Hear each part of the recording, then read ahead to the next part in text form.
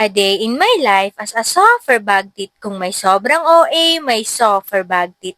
Hey Gayams, it's Miss Lenny. Welcome back to my home!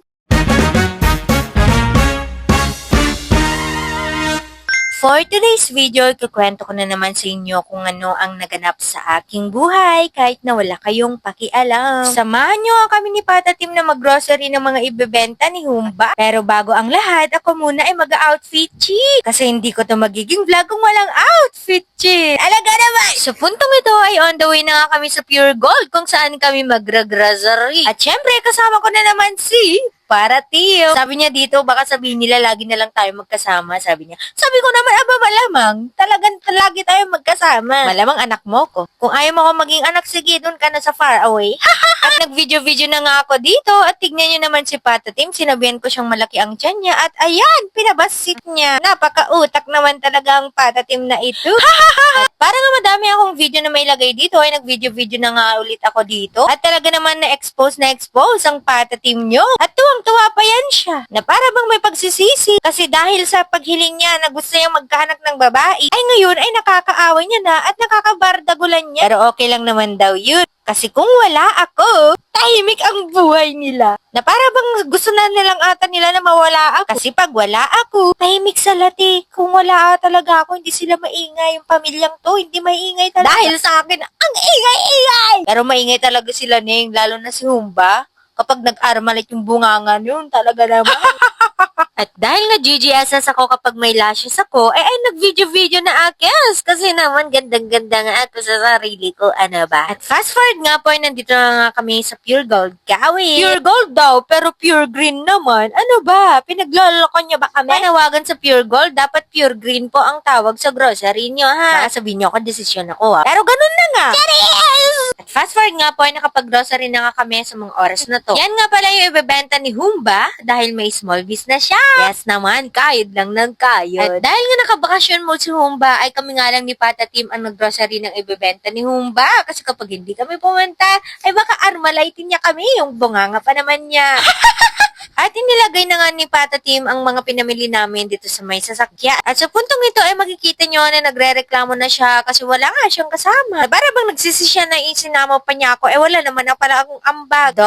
Sabi niya nga dito, driver na, tagapuhat pa. Maaga pa yung gumising kanina kasi walang magdadrive para sa mga mamamalengke ng mga ititinda nga nila Humba. Pero wala siyang choice. Kasi kapag yan nagsalita na ay talagang tiklop na yan kay Humba. Alam niyo naman yung bunganga ni Humba. Parang armalite naman talaga. Pero kahit na gano'n, mabait si Humba.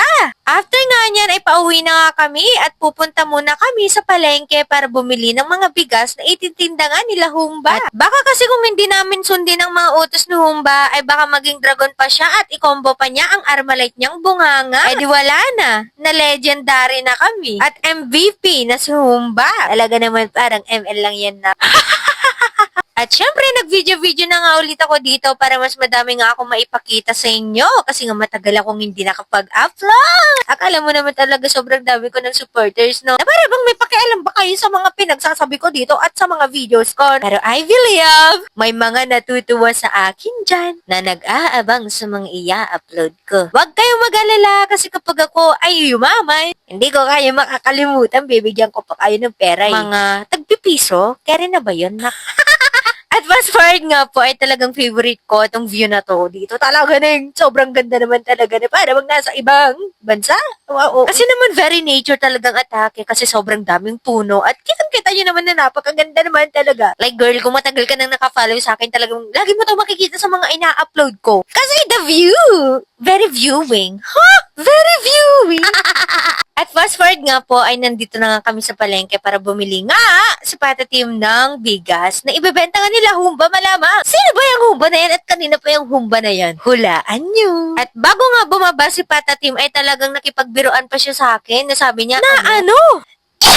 Sabi niya ako nga raw yung bibili ng bigas. Sabi ko naman sa kanya, ay bahala ka dyan, bahala ka sa bahay mo. At talagang nagpatigasan pa kami dyan na. Tapos ay hindi pupunta pa rin naman siya. Sobrang dami nga niyang nireklamo nang nagsayang lang siya ng laway niya. Tapos sa huli ay pupunta lang din naman siya. Kasi ano ba namang laban niya sa isang anak? Kahit tatay pa kita. Kung galit ka, dun lang ako susunod. Charot lang, baka pag ito napanood mo, lagi ka nang galit sa akin. Sinasabi ko sa'yo! At fast forward nga po ay nandiyan na nga siya at nakabili na nga siya ng bigas. At ibinilik niya nga sa akin yung sukli. Tapos alam niyo ba yung sinabi niya? Sabi niya, oh ito sukli, bibigay ko, hindi ako katulad mo na hindi nagbabalik ng sukli. Sabi ko naman, aba malamang hindi ko naman yan pera eh, pera yan ni Humba. Kapag talaga hindi mo binigay ang sukli, talagang raratratin ka ni Humba. Na para bang Armalite na talaga ang bungangang maririnig mo. At dahil nga nag-crave si Pata Tim ng waffle, ay talaga naman napabili ako dito. At talaga namang tuwang-tuwa ako dito kasi alam niyo na, ang sukli ay akin. Ha ha ha ha. At fast forward nga po ay nakabili na nga ako dito at ito nga lang yung pinabili sa akin ni Patati. Tag 25 pesos nga lang yung kanya. Tapos yung sa amin ay tag 60 pesos. O diba, kung sino pa yung nanlibre ay siya pa talaga yung kaunti lang yung pinabili. Yung mas mura ang pinabili, ba? Eh syempre, as a babae, bilang anak ka ni Patati may talaga namang buraot ako. Talaga naman na kahit libre niya na ito ay talagang sinulit ko. At ito pa ang malala, kumapit kayo mga te. Sa akin ang sukli. Talaga namang gustong-gusto kong binabaon ako kapag ganito eh. Kasi kapag may sukli, akin talaga yan, hindi ko yan ibabalik sa'yo. Nang alam yan talaga ng magulang ko na mukhang pera ako niya. Siyempre, bakit? Mabubuhay ba tayo kapag wala tayong pera? Kaya nga, inumpisahan ko na ang pag-vlog eh. Kasi gusto ko may pera ako. Kasi sobrang dami kong pangarap. Like, pangarap. Kinanagtudungatan. At tinanong ko nga dito si Pata Tim kung, Ano masasabi mo na sobrang buraot ng iyong anak? Mukhang pera. abay, grabe naman ang patatim na yan, talagang binulgar pa. Pero di ako nasaktan kasi totoo naman. At proud ako doon. Bakit? Kasi guys, sino ba naman ako para tanggihan ang pera? Kung hawak ko ng pera, abay, salamat. Kasi hindi ko na yan ibabalik pa. Kaya naman talaga na kapag ako ay talagang uutusan, hindi ko tatanggihan yan. At fast forward nga po ay kakainin ko nga dapat tong waffle na to dito sa may sasakyan. Kaso nga lang ay hindi ko siya makanang nasaya. At alam nyo ba na sobrang favorite na nga namin to? Kasi nung unang try nga namin ng time out, excuse me ba? Kasi nung natikman nga namin ang waffle ng time out ay talagang napaibig kami. Na para bang, pag-ibig ko sa'yo, ito na.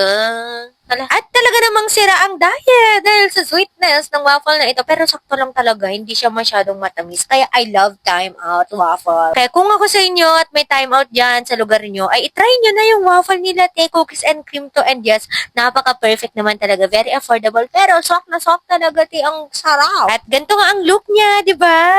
Siyala. At ayan na lang muna. Maraming salamat sa pagsama, gayams. Ingat lagi. Love ya.